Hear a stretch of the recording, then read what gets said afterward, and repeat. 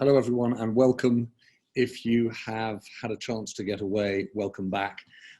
Tonight we are, if you like, a little off brand. Typically, if you like, Tortoise is there to come late to the story, a little late to the party. Tonight, instead, on the eve of the publication of their book, John Micklethwait and Adrian Wooldridge are here to talk about The Wake-Up Call, their book that draws the conclusions that probably we should all be thinking about and mulling over in the light of, if you like, the first 6 months of this pandemic. The strapline of the book is Why the Pandemic Has Exposed the Weakness of the West and How to Fix It. John, Adrian, thank you very much for doing this and welcome. I should just explain to you, typically the way in which a Tortoise ThinkIn works is that we try to make sure that people like you come in, share your worldly wisdom, and then our members in sort of great journalistic style, tear you limb from limb, share their points of view. There's one advantage that you've got on them this evening, which is that, of course, the book only comes out tomorrow. And so most people won't have read it. So what I'm going to do tonight, if it's all right, is ask you just at the beginning to set out the arguments of the book, both in terms of why you think the West has performed so much worse than the East in terms of the pandemic, but also the longer term arguments that you see in terms of government, the state, and what to do about it. I should say to all of our members, that doesn't mean that we don't want to hear your views, your opinions on this issue.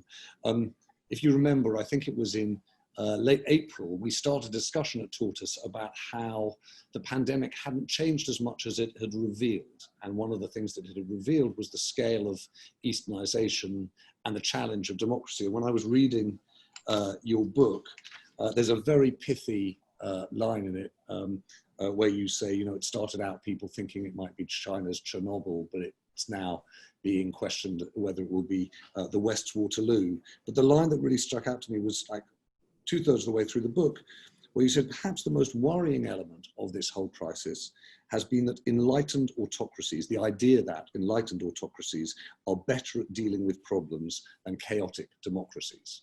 And I think that is an idea that has been one of the leitmotifs, the themes of the year. So I'd love to discuss that too. People who want to weigh in on the conversation, please do so digitally in the chat. My great colleague and fellow editor at Tortoise, Liz Mosley, is there. Hello, Liz. Please do weigh in with your thoughts as the discussion continues. Many of you will be now dab hands at Zoom. If you want to just press the raise hand button under the participants tab, and I'll make sure to bring you in too. But John, can I start with you? Do you want to just sort of, if you like, the book is based on a straightforward observation, if you like, that the West has done much worse than the East. Do you want to just spell that out for us? Yeah, just to start with, I mean, well, firstly, thanks for having us. It's a great privilege to be here.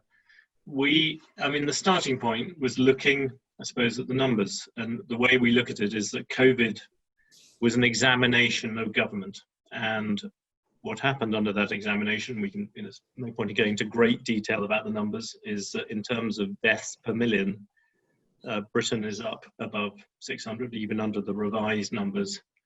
Places like Italy and Spain are around the 500s. America is surging up to meet those numbers. When you go down to places like Germany, around 100. But when you go out to Asia, you find numbers in Singapore, Taiwan, Japan, which are all around 10, not, a massive factor. China claims, and I stress that word claims, a number of 3 deaths per million. But the point about that is that we suspect that China, as we said in the Chernobyl point, China did play a role in the murky origins of the disease, and it's probably fibbing about its numbers. But imagine that it's fibbing by its numbers by a factor of 10. And imagine, in fact, that the real deaths are 30 per million. That would still make it roughly 20 times better than Britain and America. And that sort of drew us to the second part of the book. So part one is to say, look, this is a test of government. And by any measure, regardless of what you think about the East, Western government has to wake up. It has to go through the same kind of revolutions that have made the West much more powerful and protected it from autocracies. The second point with the East is really simple, is that you look back over history. This was the West, the East used to be ahead. Go back 500 years ago to when Thomas Hobbes was writing the East was miles ahead of us there. China had by far the most sophisticated civil service, it had a system of canals, the biggest army, the biggest economy. And we went past it because we got better at government. And we got better at government because we had more ideas, we had better technology, we had liberty, we had all these advantages, but we kept on having revolutions in government. Now what's happened is whether we agree with all the things or not, is since the 1960s, Western government generally has lost ground against the East, beginning in Singapore, but also being copied in other places. And places like Singapore have much smaller governments than us, much, much better healthcare, much better education. And so we have to ask ourselves questions from that. You look at places like Korea. I mean, just to throw one set of numbers at you. You look at Seoul, you look at London, you look at New York. 21,000 people have died in New York, 6,000 of which 4,000 have died in London. Depending on how you measure it, somewhere between 10 and 20 have died in Seoul. And there's no point trying to claim this is just some sort of cultural thing where Asians are somehow better. It's because they had the technology, they know how to measure these things, they had the ability to do things. Seoul is a thriving modern city. It's the home of Parasite, it's the home of K-pop. This is not a sort of, we're not dealing with somewhere which is a sort of regimented, that has huge nightclubs, and yet they've known how to deal with it. And so the point from our end is that the West has always been the leader in government. You look at previous empires, they've reacted to reverses like this, either by reforming or not reforming. If you don't reform, then gradually the other side draws ahead. Well, John, I want to come back to you both later on and ask you, if you like, whether you believe your own argument, whether or not you think that it's... Never. No, I should say, for those of you who don't know, who'll just see sort of John and Adrian as co-authors of this book, they were, of course, colleagues at The Economist, where John was the editor, Adrian's still The Economist, editor of Bagehot. But the reason I ask you about that, because there is something about the book, and you were kind enough to send me a PDF in advance, so I read it today, and the thing that's striking is the historic sweep of the book makes you feel that it's quite hard to see that the world is going to sort of, if you like, tip back on its axis, that something fundamental has changed and shifted. Because Adrian, can I come to you and ask you, if you like, just to expand the point John was making? The book makes a set of arguments about what happened to the state, to the nature of government in the West. And there are reasons why government was nimble and effective in Seoul and significantly less so in London and New York. And so do you want to just articulate those, and then I'll begin to open it up for people's views and opinions. Well, the most striking thing that COVID has really revealed is that the West has lost ground to the East. I mean, if this had happened in the 1960s, there would be no question that we'd see the sort of differentials in numbers that John was talking about just now. It's a stark reminder, or a stark warning to us that the world has changed really dramatically in the last 40 years. I think, to go back over the history, because I think the historical sweep is very, very important. If you go back to 1500, China was the center of the world. It was the most powerful empire in the world. China had, Beijing had a population of about 1 million people. China had the best civil service in the world by a long way. It had the biggest encyclopedias. It had the most sophisticated sort of system of public exams in the world. It was searching through the whole population for the cleverest people. It was a remarkable process. And the West at that time, Britain at that time, was really a blood-stained backwater. It was an area where feudal barons were fighting it out, where you didn't have a really powerful centralized state. And ever since then, the West has been leaping ahead or making progress, while the East has ossified. You had the creation of the nation state with a monopoly of violence, which we talk about through the medium of Thomas Hobbes, who preached that you must have authority, you must be able to guarantee the security of people from physical violence. You had the great liberal revolution of the late 18th and 19th century, when you had the idea of freedom, individual rights, and efficiency put at the heart of the state. So you had the ripping out of the sort of rather parasitic old regime and its replacement with a government that was supposed to be responsive to the interests of the people and was fairly lean. Then in the early 20th century, you had a reassertion of Hobbes's principle that what the government should guarantee is safety.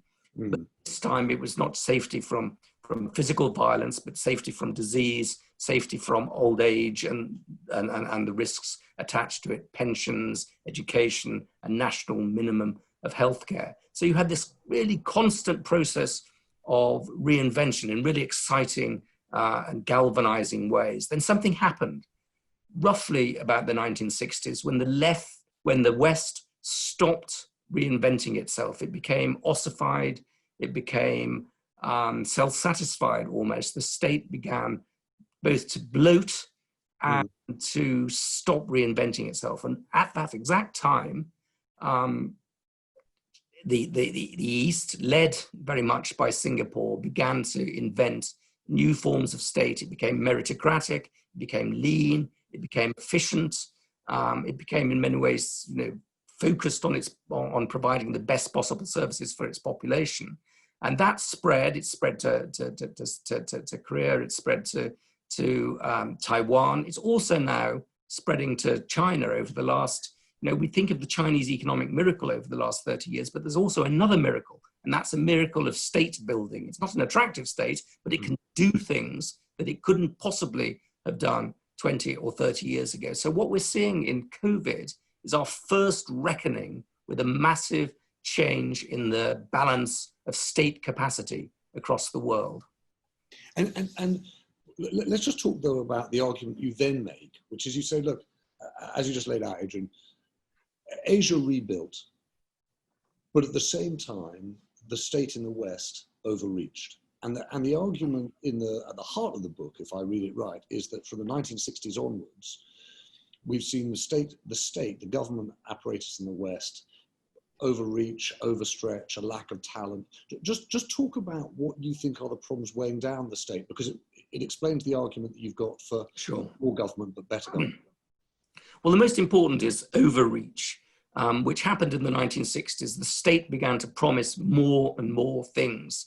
So LBJ, Lyndon Johnson, when he launched the Great Society, said, we're the greatest society in the world, the richest society in the world, and there isn't anything that we can't do. And I think by promising an enormous range of things and promising to solve some things which are probably insoluble, the state set itself up for failure. Then you get the great backlash under Reagan and Thatcher when people begin to be disappointed with the state.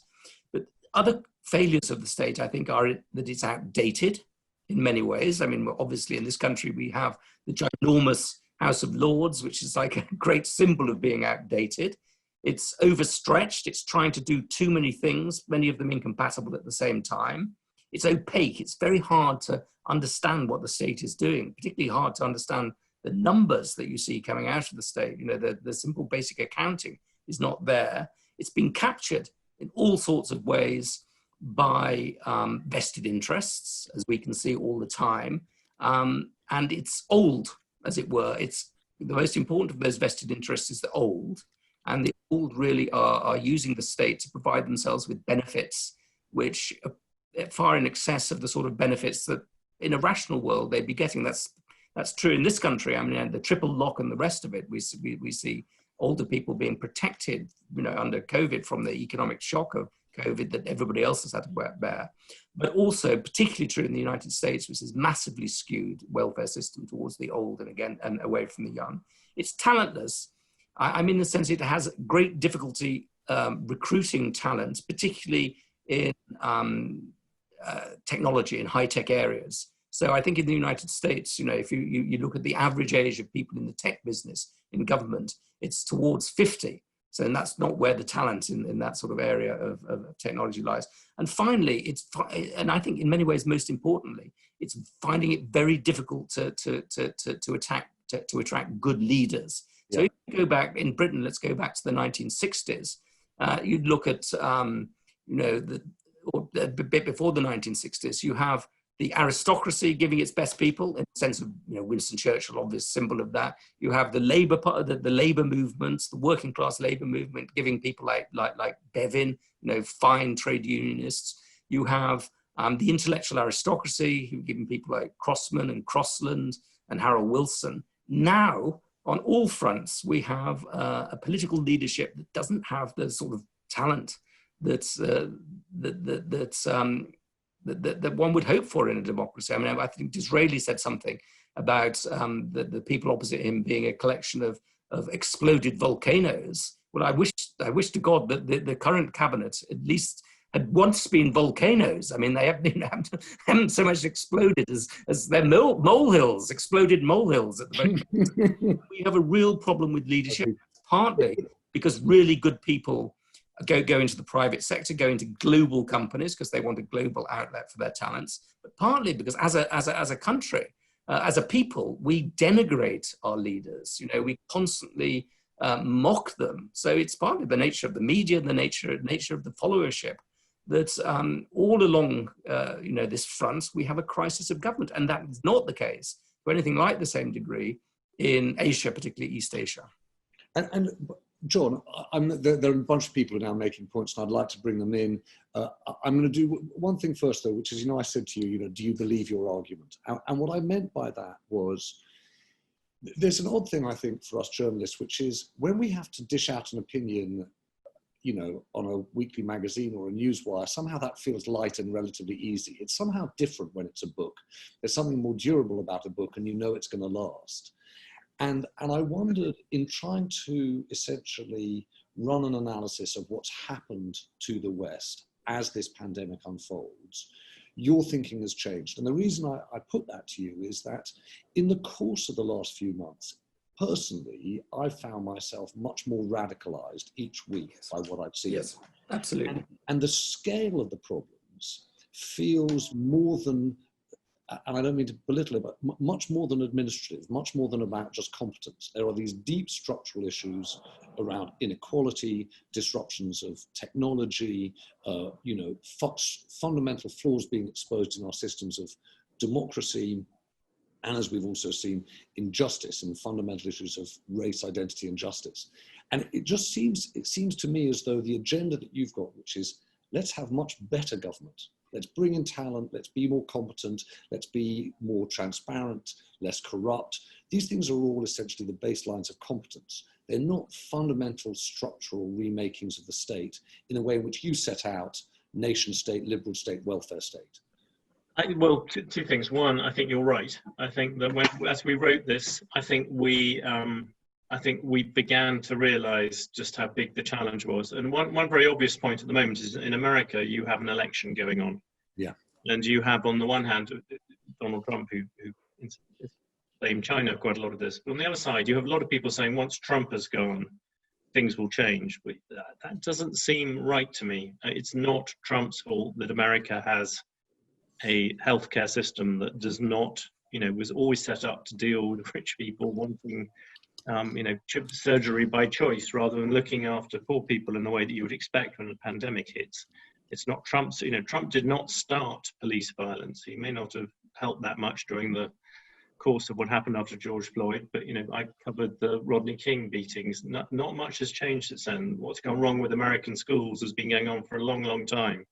So on all those bases, it is something much deeper. I think so you're right. And I think it is something that we're seeing a bit in the reaction to the book. You're seeing one group of people saying, we really did not imagine that somewhere like New York, you would see doctors wearing ski goggles in order to do operations because there isn't enough equipment. You have people looking, generally the scale of the magnitude of the numbers between the West and the East is so large. I think you see people, nationalists, who are worried by the emergence of China and what you can do about it. I think so that side, I completely agree with you. In terms of sort of radicalism about what people say, we tried to base in the book, we did two things. We tried to base our list of solutions and we around a series of things that people are doing around the world already, because in a sense, that's part of it. One of the big problems with the public sector is it doesn't learn from experience in the same way as the private sector does. If another company does something better than you, you have to copy that. Even in our business, even in Tortoise and Bloomberg, you have to do these things, or else somebody else will run you out of business. The difference with governments is you don't have that kind of pressure. There's no desire to copy to move ahead. And so we look around the world and we actually brought back the ghosts of William Gladstone and Abraham Lincoln and created a figure called President Bill Lincoln and said, what would he do to America? And on the one hand, you're right, it's a lot of series of kind of practical experiments. You know, you do have a universal healthcare system for America. You do have a system whereby most of the government's largesse goes towards the poor rather than towards the richer and the old. You have a system where you get rid of all the exemptions. Maybe you introduce a system of national service. We haven't talked about the elites, really. You hinted at it. The elites have got completely divorced from the state. You just look at the number of people who go straight to tech companies, as Adrian said, rather than go to the state in the way they used to do. There are all these problems, and yes, they sound a bit mundane, but doing any of those would be unbelievably radical for any government at the moment. But you are right that they're built around pragmatic things you can do. There is a deeper problem, is that I think you need a set of ideas, and the set of ideas we try to base our own ones around were liberty, because there is a battle at the moment going on, which you alluded to, between sort of states like China, which are based almost entirely around security. The only, everyone talks about autocracies doing very well during COVID. Well, if ever there was a time when autocracies should do well, it's during COVID. We want a more liberal society, but we need to have a more efficient liberal society. We need to have one which does provide protective equipment, does know how to do testing. And actually, really, there's no reason why we can't have those. There's no single thing to do with liberty which has anything to do with that. But yes, you're right. There is an element of telling people what's possible. And in some ways, that gives us hope. If we just merely did what the third best country did at education, healthcare, providing testing equipment, whatever, we would be fine. But can I add a quick footnote to what John just said? Because I think that I'm an opinion journalist. I write a column every week, and I wouldn't say that I believe every single word that I write and every single column that I write. But actually, I do believe what we argued in this book, and I believe it strangely more every day. And during this pandemic, I've been absolutely scandalized and appalled by the failure of governments in the United States, but particularly the failure, because I live in Britain, I'm British, by the failure of the British government. I've been appalled by it, and it's really changed my view of my country, because I did think that whatever's wrong with Britain, it had a basically efficient government. I no longer believe that. I think the government's failed in all sorts of ways. But towards the end of this book, we try and drive it towards the bigger, more philosophical questions, saying it's not just an issue of competence, it's an issue of addressing what the state is for. It's a philosophical issue, and we try and look at a number of philosophers. We look at Plato, The Republic, a wonderful, wonderful book. And what Plato argues in that book, things that I think we ought to remember. One is that government really matters. The state, the quality of the state matters, and the quality of the leadership and the moral quality of the leadership really matters. And I would urge people to go back to Plato, because I think we've lost that. We've got into the habit of saying government doesn't really matter. The most terrifying words in English language is I'm from the government and I'm here to help, that sort of thing. I think we need to recapture a sense of the importance of public duty. We also look at Hobbes, saying the fundamental role of the state is to guarantee individual security. And if you can't do that, if you're not doing that, as is so often the case in the United States these days, you're failing fundamentally. And finally, we try and look at Mill and say, above all, you have to protect liberty. And I think liberty is being dangerously threatened at the moment. I think security is being dangerously threatened at the moment. I think we've undermined our confidence in the moral role of government. So I do think we try and hit at things deeper than just technical issues of competence.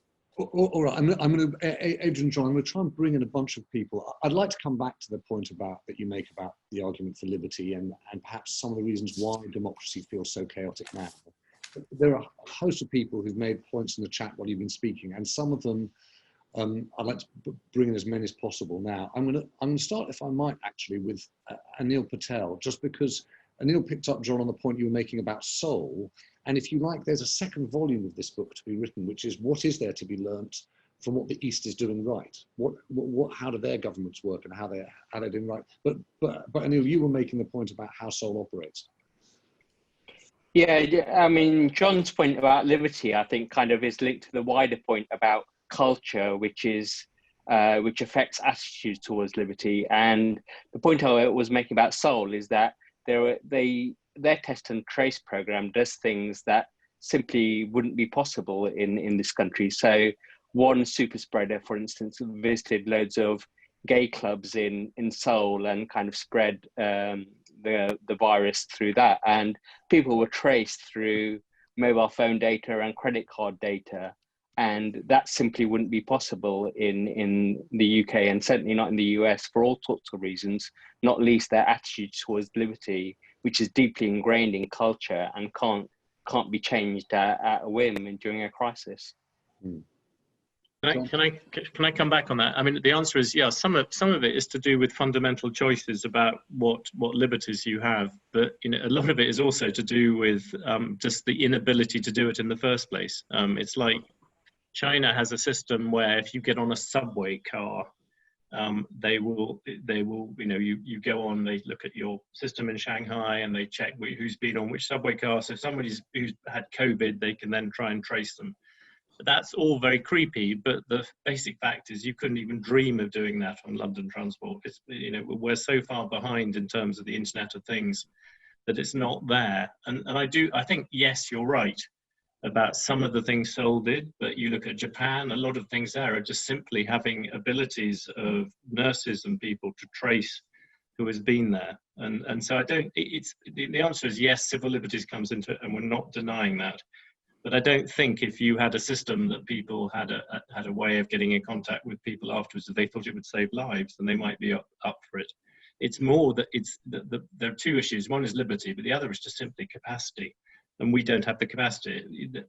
If only, you're right about the clubs, but you look at all the different other ways in which Britain has failed, they're not really to do with liberty. But John, there is something, just on this point, we had a thinking about a year ago, which was on China's social credit system, when there was a lot of anxiety around about a sort of big brother state. And there was a really odd debate which went on, which was, huge admiration for what India had done in terms of identity and how that had, helped so many people. But when it came to China's social credit system, I remember I asked the room, how many people think we have something to learn from China's social credit system? And one Chinese person and me put our hands up. Everyone else was against it. And I wondered whether or not you think that we are recalibrating our relationship between individual liberty and state capacity, and that there is something, heretical as it sounds, to learn from systems like the ones the Chinese run. Well, the answer is that's a balance that's always been going. Adrian and my heroes, the Victorian liberals, were way more liberal than we are today. To give you an example, they didn't, these same people who made the state far more efficient, probably, and also built most of the infrastructure we still use, the then terrorists at the time, which were the kind of various anarchists and so on, they, as from a liberal point of view, restrained themselves from opening their mail because they were worried about interfering with people's privacy. Now, of course, people are much more willing to look on them. I think that, the truth is that if you look at lockdown, there is the state, we all agreed for a long time, at least until the Dominic Cummings escapade, the whole nation pretty much voluntarily gave up a huge amount of liberty because we thought it was necessary for security. We gave up virtually all the basic freedoms. We agreed not to go to work. We agreed to stay at home. Most of the things which go right the way back to Hobbes, we are contracted to do. So I think the answer is people were prepared to do things. You look at other countries. Some people on the chat have mentioned Germany, which they're completely right. Germany was much more sensible about the way it ran COVID, and so therefore its cases are way lower than ours.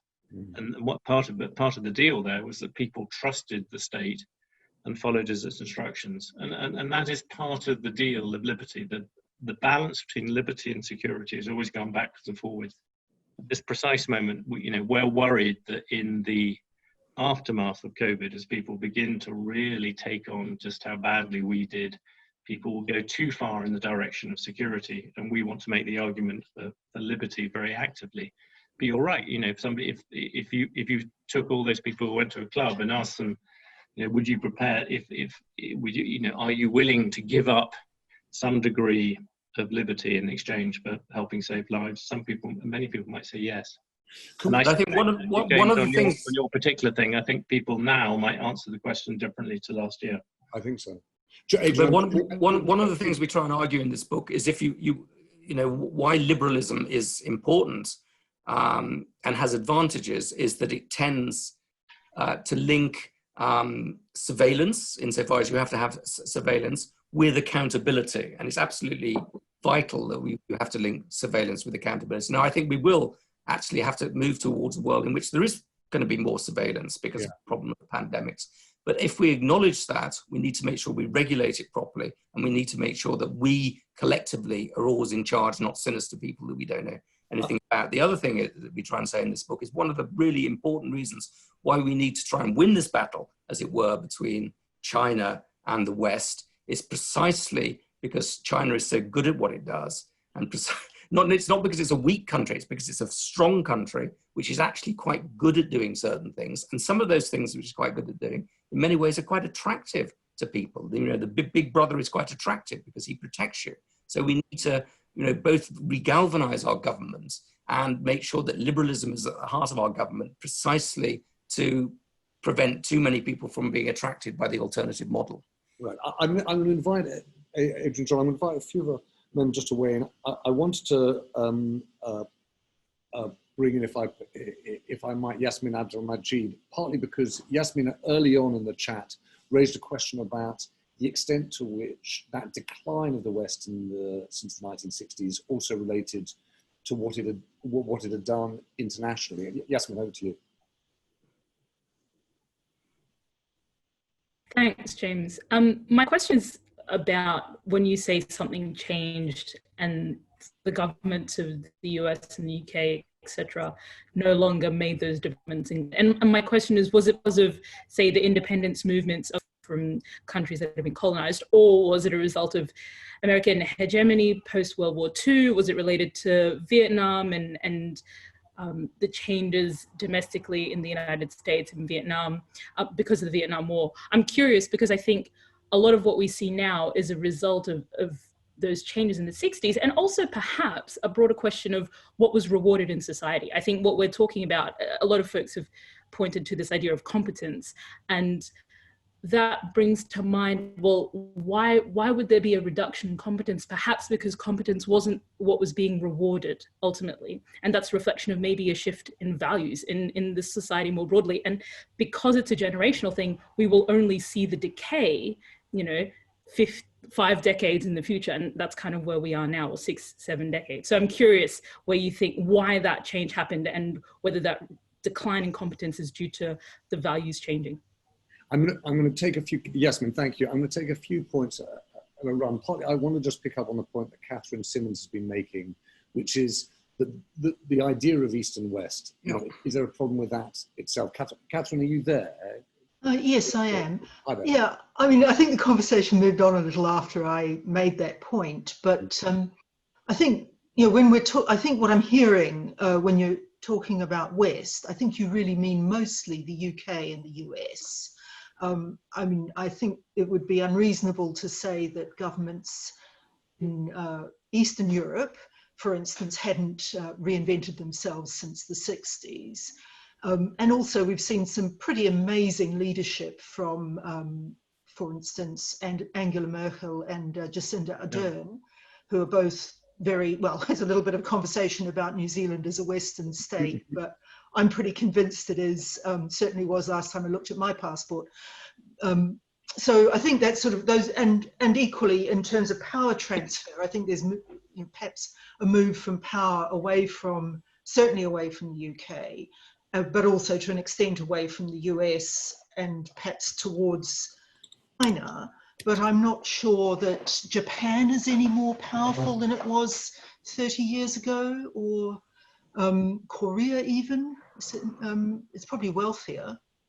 I don't know. So I think we need to be a little bit careful about these monolithic statements. And I'm going to just, if I might, just before you answer, Adrian and John, I just want to bring 2 other people. Jane Fox, just because Jane, right at the very beginning, suggested that it looked to her as though the whole thing was inexorable. It's irreversible, the rise of the East, the decline of the West. notwithstanding what you just said, Catherine. Jane, do you want to spell that out? Well, I suppose it's my pet theory. And now in my dotage, I continue to teach English as a foreign language, and my students come from all over the world, and they live with me while they're learning English. And I also, I used to work in the UN and journalism and so on. But I've always said, or have said for a long time, that, you know, because my students will argue, oh, well, English is the world language now, but, you know, Chinese will be eventually. And I'd say, well, I don't think so. I said, even if there were one Chinese language, you know, monolithic Chinese language, which there isn't, I still think that the Chinese will, I do think they will, so to speak, rule the world, but they'll do so in English. And this is what, you know, they have they take the long view about everything. It's why they're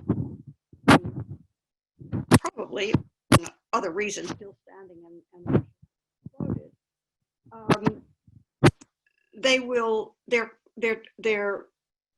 They're going to rule the world in English. 300 million Chinese are learning English right now, roughly the population of the United States, and some of them are my students. And but they will do so, and then they can continue to do what they have always done for millennia, is to keep their secrets behind the border, in borders in their own language. And I believe that this is calculated. I mean, it's why Taiwan continues to exist. I actually have a Taiwanese master's degree dance student living with me, and she feels perfectly secure there. But it's a matter of time, surely, in the same way that we lost Hong Kong. Well, Jane, thank you very much. And I'm going to put those points to you, John and Adrian. And also, I just wanted to pick up on one point, because, John, you made this observation that governments, unlike individuals or private sector organizations, have little incentive to learn from each other. Katie Shaven in the chat was also making the point that actually maybe Asian governments have been better at learning from each other, certainly in the examples of treatments of SARS and MERS, etc. And is there something in a misplaced overconfidence, even a kind of international racism? What is it that drives that failure of learning? So do you want to deal with sort of the international dimensions of this, Adrian? Yes, let me talk about the East and the West. I agree that the East and the West are somewhat baggy terms, and they shift a bit. They're conceptually a bit vague, but nevertheless, I do think that the notion of the West, at the heart of the notion of the West, is a set of values that have developed over many years, decades, millennia, almost, about the importance of liberty, about the importance of the individual and individual rights. And so when I mean the West, I mean a geographical expression, and I would include, we're not just talking about Britain and the United States, we're also including Germany, because although Germany has done much better than we have, nevertheless, you know, they're seeing 100 per million, whereas some of these countries in Asia are seeing, you know, 10, 20, 30 per million. So the West as a whole has done badly. So I would say that the West is a collection of countries that are bound together by a common history and a common set of values, and the East also bound together by a common history and a common set of values. And what we are seeing is a shift of power from one to the other. Is that inexorable? I think it's inexorable that the East will rise in terms of its economic power. I don't think it's inexorable that we will see a shift of political power to the East, and certainly to China. I think that's a choice that we make. And if we fix our government and fix our international architecture of government, which we haven't talked about very much, but is also very much a part of this, we will be able to do that. And as for the issue of learning from each other, absolutely. It's astonishing how quickly, particularly over SARS, countries in East Asia learn from each other. And it's also very, very striking how quickly the Chinese have learned. So if you look at their response to SARS and how clumsy it was, and how medically challenged it was, and look at their response, particularly on the medical front, to COVID, you see a country that is advancing very, very, very quickly, which is why we call this book the wake-up call. People are not seeing just how rapid the progress that's being made, particularly in a country that doesn't necessarily have our best interests at heart. Can I answer just a quick couple ones on the 1960s? I think the reason why we use that era, and that was one we hadn't really thought about before, is you look back in the mass. This is a short book with a massive sweep of history, and for people who've said, well, it's a little bit round here, around that. This is an attempt to make people think and to ask themselves what the reasons behind it were. But in the 1960s was the time most clearly where the West had surged way past China. You had America putting a man on the moon, you had the Beatles going around the world, and you had China, you had millions of people starving because of the doctrine they were following. And I think the people who and it was also the time, if you look at the polls where they look at trust in government, it was the last time when we really trusted government. It was also the last time, I think, when elites were fully involved in government in the way Adrian said. And so that, ever since then, there have been massive ups. There was the collapse of the Berlin Wall. There have been other moments. But in general, the track has been one way. And I think on the questioner who said, did that have something to do with colonialism? I think it's more on the other side. I think it was countries that were liberated began to think about how they could do things better. Singapore, again, is an example of that. The best bloody Englishman east of Suez, I think, was how one British Foreign Secretary described Lee Kuan Yew. Lee Kuan Yew came out of this and thought about how he could do things better. But what's interesting, I think, is there was, as James was saying, there was a degree of complacency back then. People, if you're ahead, you don't think. And what worries us is if you look at 16th century China, 17th century China, it's exactly the same.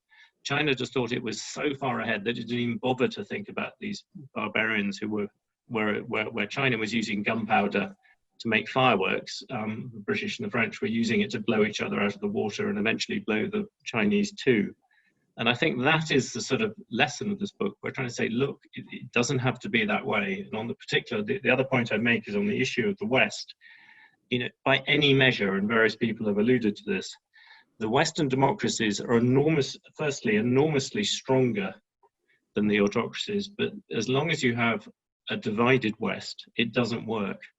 And I think one of the great tragedies of Donald Trump is, on the one hand, he has, you could argue, correctly identified sort of China as a competitor. He's challenged them on trade, but he's failed to learn the lessons of the Cold War, which are, you win this battle by getting allies on your side. If all the democracies of the world were negotiating with China on trade, it would be a very different picture. And he's also failed to learn the lesson that you must speak something of the language of freedom. And one of the problems with the modern sort of America First message is that doesn't go through. If you don't talk that language, in days gone past, the West obviously spoke that language and it let itself down. America did lots of terrible things under the name of freedom, but at least it talked about it. And it isn't at the moment. I think that makes a difference. But if you look at the collective power of the West, it's greater. And as various people have pointed out, and I think you said at the beginning, our argument is that no, just because China happens to have dealt with this one better than America, there is no evidence that democracies are worse than autocracies. Most of the countries we listed, Taiwan, Singapore, India, Japan, all these places, these are democracies, and they've done well. Germany, New Zealand, and so on. The list of people and the list of autocracies who've done badly is a long one. You would not want to go to Belarus.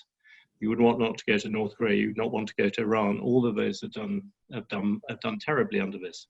I see that, John. I mean, by the way, just on the point about a US that speaks of freedom, a US that brings countries on side, you make one reference in the book to something I hadn't heard of, which is a Bloomberg Huawei tracker. Brilliant. You're advertising our wares. Yes. Yeah. Will you just tell us what that is? No, but I just thought it's such a smart idea. So just tell people what it is and what it says.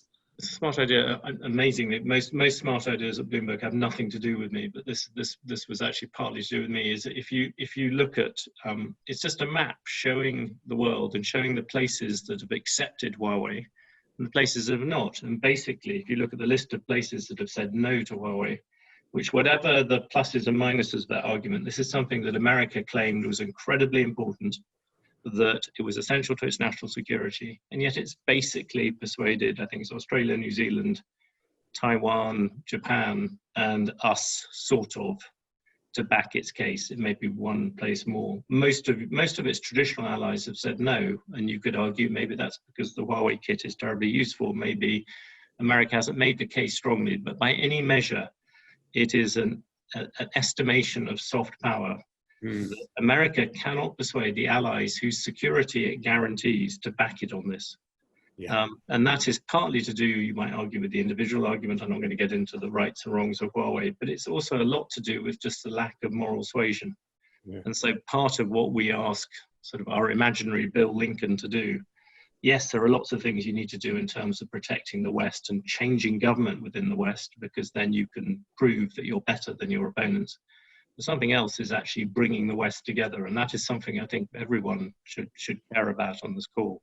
Can I just a sort of slight sidestep from that? Tom Westgarth made a really interesting point about the extent to which successful governments, the governments that you point to, not just Singapore, but South Korea and others, have developed their infrastructure, physical infrastructure and infrastructure of government in lockstep with technology. And yes, Tom, are you there? Yeah. Hello. Hey. Yeah, I mean, there are 2 points I think that keep coming up. One's about China's challenge to our conception of liberal democracy, but the other, which is what my point was about, is about the loss of good governance. And I think we're entering obviously this new age of digital capitalism, where the relationship between or the function of the state has to change a lot in terms of how it adapts to the market, the way in which labour markets are now changing very quickly, and the way in which information or systems are organised. And technology has completely transformed that. And the case I made, I think, in the point was about Taiwan. And this is the same for certain other countries as well. South Korea, you could look at, even though they've had identities and different forms of governance previously, their modern democracies have developed largely towards the back end of the 20th century. So I think Taiwan was founded in about, or recognized as a democracy in 1992, or it was around in the 1990s.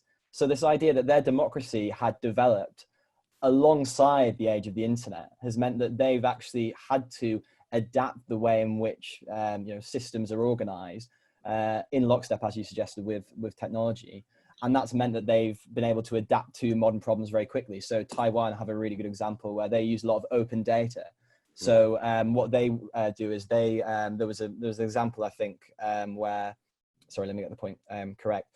They had an open data system, which meant that people could know where you could buy masks in particular shops, whether they filled out or not. And that was a completely revolutionary approach to the way in which information is distributed, and something that very few countries are on it with. But because places like Taiwan and South Korea have developed alongside the internet revolution, I think they're much more equipped to deal with them. I think that they're very lucky that they have second mover advantage. A lot of our institutions, governmental institutions, were invented in the industrial age and still belong to the industrial age. Theirs have been invented later, and many of them in the digital age. And I think, if you look at the issue of smart cities, for example, Seoul or Singapore are much smarter, much further advanced in the use of the Internet of Things and in the ability to distribute information to their citizens than we are. Nevertheless, as I was saying earlier, the West's traditional advantage is its capacity to keep reinventing the state. And what sort of happened is we were really good at we reinvented the state in the middle of the 19th century to cope with the industrial age. We sort of reinvented it in the early 20th century to cope with the age of the welfare state, mass democracy, and the rest of it. We've lost that capacity. And in order to regain that capacity, we need to start attracting more talented people and a better leadership class who have an understanding, as you were saying, of the incredibly dynamic nature of the economy we're in. Those people are being siphoned off at the moment into the private sector because the rewards of the private sector are so big, and because the punishment for getting things wrong isn't humiliation in front of the press. And one of the things we try and suggest is various ways of attracting more, not more intelligent, but attracting the best of young people into the government. And that's partly by just saying to people that government really matters. That it is an honourable thing to be doing, as JFK was saying, you know, ask not what the government, what the country can do for you, but what you can do for your country. We need that sort of spirit back. But we also have various suggestions about, for example, copying Singapore. In what Singapore tends to do is provide scholarships to very bright people to go to schools, to go to universities. They pay for their education on condition that they go back and serve their country, work for their government for a number of years, not for the rest of their life, but for a number of years. And I think that would both supply, if we did that, it would supply very good people into the civil service, but it would also reconnect the civil service with the broader society. At the moment, it's, you know, it seems to be very separated from the most vital forces in society. So yes, we need to reinvent the state for the modern digital age, absolutely. Adrian, can I just ask you about a couple of other things? Because you talk about the ideas, because there are, the thing is there's a long list at the beginning of the book you rattle through, raising the retirement age, free healthcare for all, etc., etc. But there are two that come later in the book that I think are like really, either they're matters of tone, or they are fundamental reinventions of the state. And I don't know which they are. So one is, you start out by saying the state is outdated, that it hasn't had a real reinvention. And then you make the case later on that the state should go much more local. And I don't know what you mean by that, whether or not you're thinking real devolution, different kind of structures of the state, something, whether you're changing your opinion, for example, on Scottish independence, smaller states, whether that's what you mean by going local, or whether you mean just let's get some good people as mayors.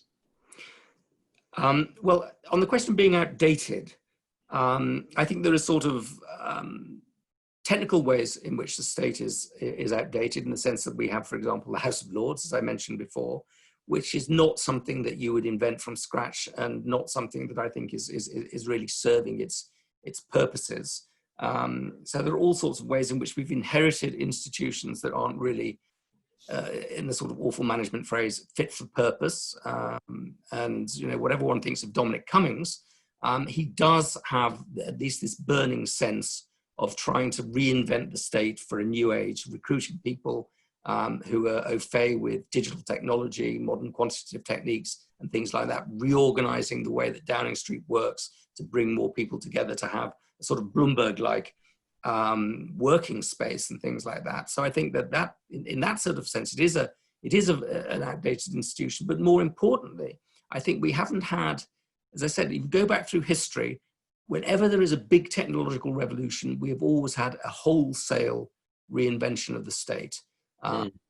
Most extraordinarily, and why we keep going on in this book about the Victorians, is the sweep of what they did in the middle of the 19th century to change the state was so extraordinary. And we need something comparable with that today. On the local issue, I think it does vary from country to country, but it's very noticeable that Western countries that have had a real federal system and a real system of devolution in Europe, this is, such as Austria, such as Switzerland, such as Germany, have coped with this better. Also true in Japan, I think, where you've got more devolution. America is a weirdo there, but then that's because it's got a weirdo in charge of it. And I think in Britain, you know, for many, many reasons, we need to do more to devolve power to mayors, to local governments, many reasons. But coping with pandemics, and this won't be the last pandemic, I'm afraid, that we're going to encounter, is certainly one of them. Okay, well, I'm gonna before I come to John for one final question to John, I see that Jennifer Allison and William Jeremy have their hands up. Jennifer and William, can I ask you to make your points very succinctly, something that I, as you've noticed, struggle to do? Yep, can you hear me? Yes, hello. Cool. Yeah, I'll try and put it as succinctly as possible. Basically, my point was, as you were talking about needing a I'm trying to remember what it was now. So now I'm the one who's put pressure on you by saying, do it quickly. I've done exactly that thing. There's nothing worse, I know. No, that's okay. Yeah, it's about stressing the importance of government, and a lot of people dismissing government as not really mattering, or and that sort of thing. And I think part of what needs to happen to help that, to create a more deliberative democracy and a more participatory democracy where people actually feel that it's important, is for them to actually feel that they are welcome as well. There's so many people whose skills the government would benefit from, and whose participation and views they benefit from, and just don't feel welcome in that arena. And that needs to change a lot. By the way, I came here. We're just moving to a new office, so I was coming to town today, and there's, as you know, there's a big Extinction Rebellion protest. And one of them was a group of people in this wonderful way protesting for citizens' assemblies, for deliberative democracy. So you can see that in process. William, Jeremy, I'm just going to invite you to say very quickly, make your point if you might. Yes, really very quick point. I just wonder if we've lost our confidence in a sense of mission. I mean, several hundred years ago, we have the framers of the original American Constitution talking about holding these things to be self-evident, that all men and women are created equal, etc. And JFK asking us to be, what we can do for the wider world. And perhaps that's fallen out of fashion, and we need to rediscover our sense of mission in the general renewal of state and community and the wider world. And with that will come a greater sense of being able to take on the whole East and West dimension, as it were. That sounds very woolly, but you know. No. I think it's central. I think it actually, fun enough, it's a perfect way to come full circle, because the point that I sort of quoted at the beginning, this idea that enlightened autocracies are better at dealing with problems than chaotic democracies. That I think speaks to this fundamental crisis of confidence in the West. And John, if I might, I'm going to give you the last word, because in reading the book, I was really struck by the fact that you must have thought at times, had things gone differently and had, Mike Bloomberg still been in the race, it would have been very difficult to have been the editor-in-chief of Bloomberg and writing a piece about fundamental reforms of the US and the UK state. And I just wondered whether or not that made you reflect, I'm not going to get into sort of Bloomberg, but made you reflect on just the difficulties of having a complex, sophisticated, challenging conversation in a democracy, and what that tells you about the contest between information and politics. Well, two things, go through three things really quickly. Firstly, I'll come to the information and democracy at the end. On government, on the kind of first point the lady raised about governments and the importance. I mean, this has been the time when it's been rammed home. Good government was the difference between living and dying this time. And basically, our view is that both the left and the right get kind of government wrong. You get a lot of people on the right who just take the assumption that all government is bad, that the smaller the government, the better. And the answer is, if you want a small government, go back to kind of Congo in the old days. It didn't have a government, and it was chaotic. That's the reason why people like Hobbes said you need government in order to make things work. Government can do an enormous amount of good. On the left side, I think there's much less willingness to reform and to think about government. And a great sort of plea of our book is that people should take government seriously. They should think about it. And that ties into the second gentleman's point, where he said, people aren't thinking about these things. And he's absolutely right. There was a time when the mere idea about what liberty and these things mattered was a gigantic part. And what's been interesting to us is we write about these people like Hobbes and so on, and people have very seldom read them or thought through them. This used to be part of the kind of canon of what people did. And I think it's particularly true of as we said, the elites generally. There used to be a sort of doctrine of national service. People years ago made money in horrific ways, but they also had a sort of culture of going off to fight for countries. They had a sense of being, of belonging, and that I think counted for something. I think in terms of the noise and the difficulty certainly Mike would say he got on his campaign. It's there, but it's also, I think, on this particular case, it's worth praising, no matter how sycophantic it sounds.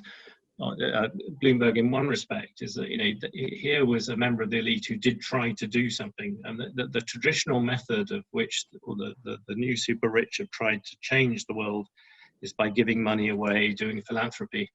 Well, if we believe anything about this being a knowledge age where knowledge matters, then what you want some of those brains to be directly applied to the public sector to try and make it better. He was mayor of New York, but what's actually really astounding is how few people have wanted to go in a similar direction. And I think you are right in some ways. The sheer blizzard of noise makes it much more difficult. I mean, all the people who point out that it'd be very hard for Winston Churchill to become prime minister now, or John Kennedy to become president, that's part of it. But in the end, I think, you know, the strength of democracy is you can renew it, and whatever its many, whatever their faults or strengths or weaknesses, people like Trump and Johnson have shown it's just possible for people to get elected with messages. I've been intrigued as I've looked at the chat below by the number of people making comments about Dominic Cummings. I don't really know Dominic Cummings, but you know, the one thing which does come through is he does think government is immensely important, and he wants to change it.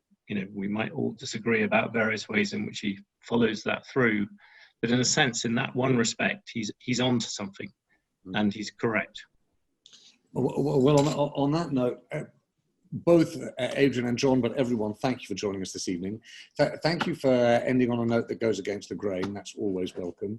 Thank you too for reminding us of things that matter, government matters, and perhaps thanks most of all at the beginning of a season where you can't help but worry about the direction of the world, to giving some path to what you described there as renewal. The wake-up call is out tomorrow. Is that right? Is out tomorrow? Yeah. And I'll give one other plug for it. As well as giving a brilliant analysis of where we are now, one of the pleasures of it is that it makes it easy to skip between Thomas Hobbes and John Stuart Mill and Beatrice Webb and Rawls and all the rest of them. And you do that with a lightness of touch and a great confidence, and it's a pleasure to read. So for everyone on the call, my one suggestion is go and pick it up. It'll certainly make you feel smarter. And hopefully maybe even a little more optimistic. John Micklethwait, Adrian Wooldridge, thank you very much for joining us. Thank you, everyone. See you, we hope, at tomorrow night's Thinking. We're thinking about the question, is hydrogen the answer? Have a good evening, everyone. Thank you. Thank you very much. Thanks.